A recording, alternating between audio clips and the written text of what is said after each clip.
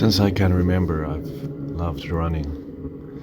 I became alive, feeling the wind on my face, my legs burning and my lungs expanding with my heart beating. Everything in my body works in unison as it was meant to. Unfortunately, I had skipped my morning runs due to bad weather, and I missed them.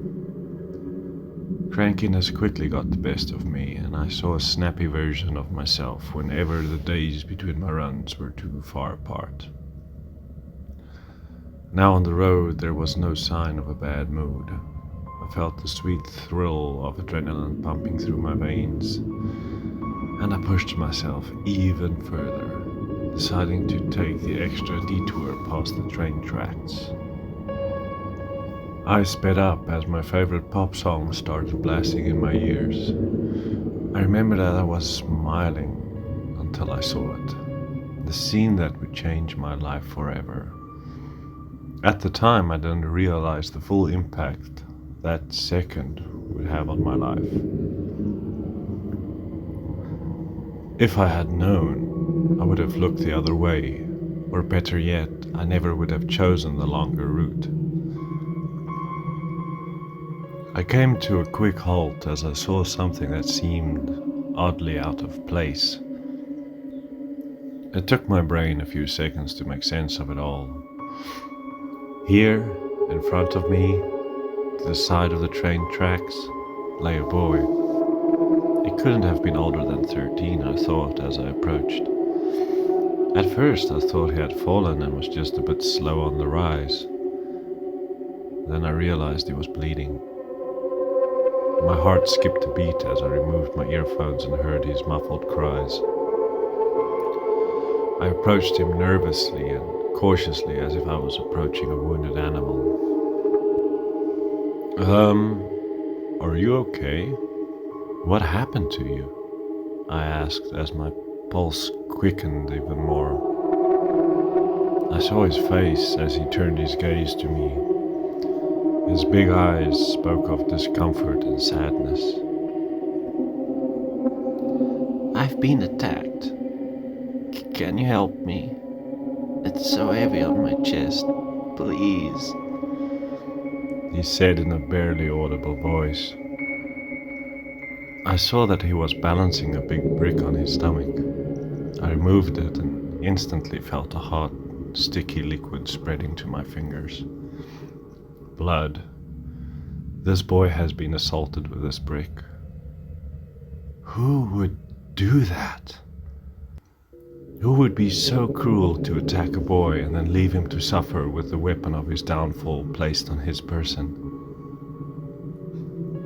With shaky hands, I took my phone, closed the iTunes app and dialed 911. The operator answered immediately.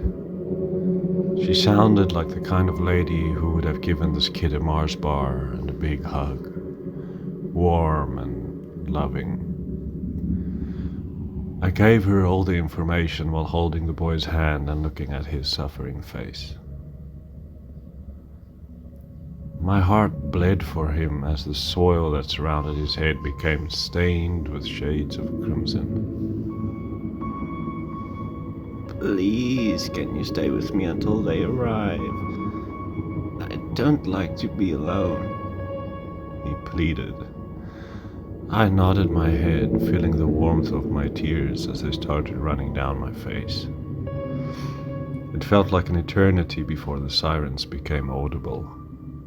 The paramedics arrived and they started working on the boy with swift and confident hands. They were working fast, and before I knew it, they were moving him to the ambulance. He kept eye contact with me all the while as they carried him across the abandoned tracks. It seemed that I had offered him comfort. After putting him in the ambulance, they started working on him further. His cries, deep and hysterical cries, broke the silence around me. I stepped closer, wanting to tell him that it was all going to be all right, and that all he needed to do was hang on. Instead, I was met with a raised hand and a finger pointing right at me. It was her. The boy said weakly before adding, She did this to me. The paramedics froze and turned to face me as if in slow motion. I scoffed, unsure of how to react, and shook my head in protest. He was confused, I thought to myself. He had a head injury causing him some confusion. I tried to reason it all away. Finally, I met his gaze one last time as he smiled. A cruel and sadistic smile that haunts my dreams to this day. And he closed his eyes, never opening them again. I still hear the sound of the machines announcing that he had flatlined when I close my eyes at night. That's what happened, I say in frustration, although not sure why I bother repeating the events that landed me here. I've told it all before, close to 100 times, I'm sure of it. They just don't believe me. They never do. So now I am stuck in my own little hell. I share a cell with 2 other inmates. They belong here, but I don't.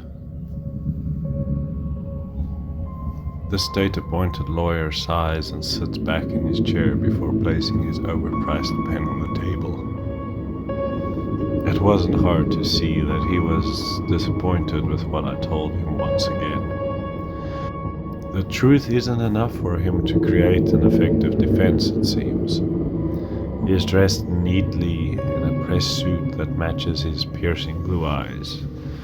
He smells of vanilla and tea tree oil. He probably has a date later tonight, and I'm merely just a check that he needs on his list before calling it a day. Well, my story doesn't matter to him, to any of them. To them all, I am a killer. And even worse, a child killer. I'm escorted back to my cell after the one person who is supposed to be on my side leaves. Frustrated and overwhelmed, I sit on my bed. It is hard, cold, and smells of urine that never belonged to me. I start to weep into my hands as I do every day since I arrived. I hear a giggle from the corner of my cell. My second cellmate joins in the laughter until it seems almost deafening. A swift and brutal hit to the cell door instantly quiets them as the officer walks past. "Welcome home, sweetheart," I hear them whisper. As I open my eyes, I only see the wicked smile of the boy who had put me there.